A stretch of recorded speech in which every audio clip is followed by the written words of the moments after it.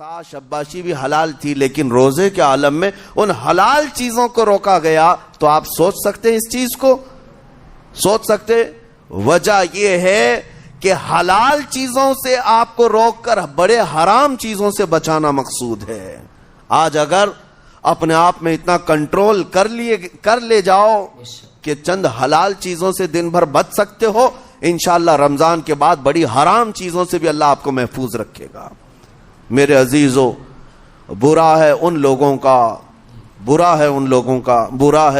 کا جن کو میرے آقا صلی اللہ تعالی علیہ وسلم نے دعائے ہلاکت فرمائی.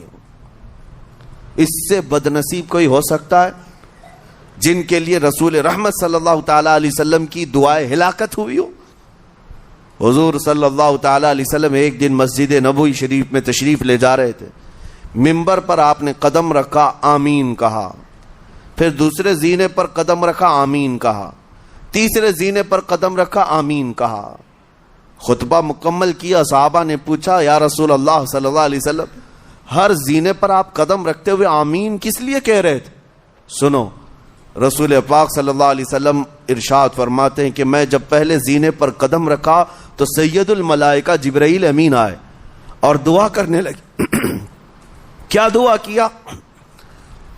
یوں کہا, یا رسول اللہ صلی اللہ علیہ وسلم, وہ شخص ہلاک و برباد ہو جائے جو آپ کا نام سنے اور پھر اس کے بعد درود نہ بھیجے.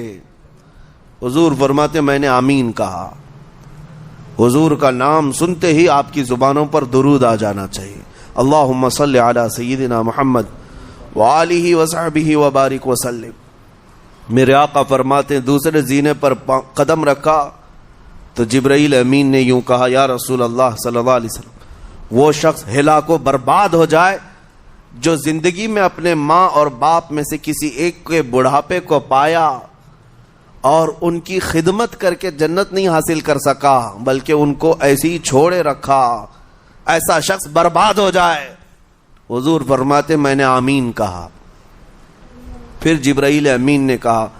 تیسرے زینے پر قدم رکھتے ہی میرے آقا فرماتے ہیں جبرائیل نے یوں دعا کی کہ اے اللہ کے رسول, وہ شخص ہلاک و برباد ہو جائے جو رمضان کا مہینہ پایا لیکن اس کا ادب نہیں کر سکا, اس کا احترام نہیں کر سکا. حضور فرماتے میں نے اس پر بھی آمین کہا. جس کی ہلاکت کے لیے جبرائیل امین دعا کر رہے ہوں اور اس دعا پر سید الانبیاء آمین کہہ رہے ہوں, ایسے شخص کی بربادی کا کیا انجام ہو سکتا ہے؟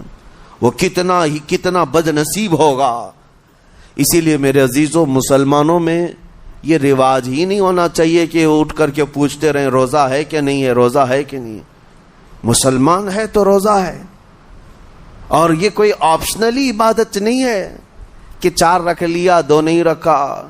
آپشنلی نہیں, یہ فرض عین ہے. ایک روزے کو چھوڑنے کا گناہ فرمایا گیا 600 سال تک اسے دوزخ میں رکھا جائے گا. 600 سال تک. یہ معمولی چیز نہیں ہے. اور جن کے پچھلے روزے قضا ہو چکے ہیں معاف نہیں ہوں گے. تھپڑ مار لیں گال پہ, توبہ توبہ کر لیں, معاف نہیں ہوں گے. توبہ تو کرنے کے ساتھ ساتھ قضا بھی کرنا ہوگا. جب موقع ملے سال بھر میں اپنے چھوٹے ہوئے روزوں کو واپس کرنا ہے. اس کی اہمیت میں آپ کو بتا دوں, ایک روزہ اگر جان بوجھ کر کے کسی نے توڑا یا چھوڑا تو جانتے ہیں اس کا کفارہ کیا ہے؟ اس کا کفارہ یہ ہے کہ اس کے بدلے میں دوسرے دنوں میں 60 روزے کنٹینیو رکھے. رمضان کا ایک روزہ پورا کرنے کے لیے 60 روزے رکھنے پڑ جائیں گے. ہاں, اگر کسی عذر کی وجہ سے, کسی تکلیف کی وجہ سے چھوڑا تھا, بیمار تھا یا سفر میں تھا یا تکلیف کی شدت تھی, اس وجہ سے روزہ چھوڑا تھا, تو اس کے بدلے میں ایک روزے کی قضا ایک ہی روزہ ہوگی. لیکن بغیر کسی عذر کے, شہوت کی وجہ سے, نفس پرستی کی وجہ سے توڑا تھا یا چھوڑا تھا تو پھر 60 روزے رکھنے پڑ جائیں گے. اس سے اندازہ ہوتا ہے کہ ایک روزے کی اہمیت کیا ہے رمضان کے. اسی لیے میرے عزیزو, یہ روزے آسان ہیں, روزے آسان ہیں, اس کو رکھ لو. اس کی جزا بہت بڑی ہے, اس کی جزا بہت بڑی. ویسے بھی آپ دوسرے دنوں میں لیٹ ناشتہ کرنے کے بھی عادی ہیں.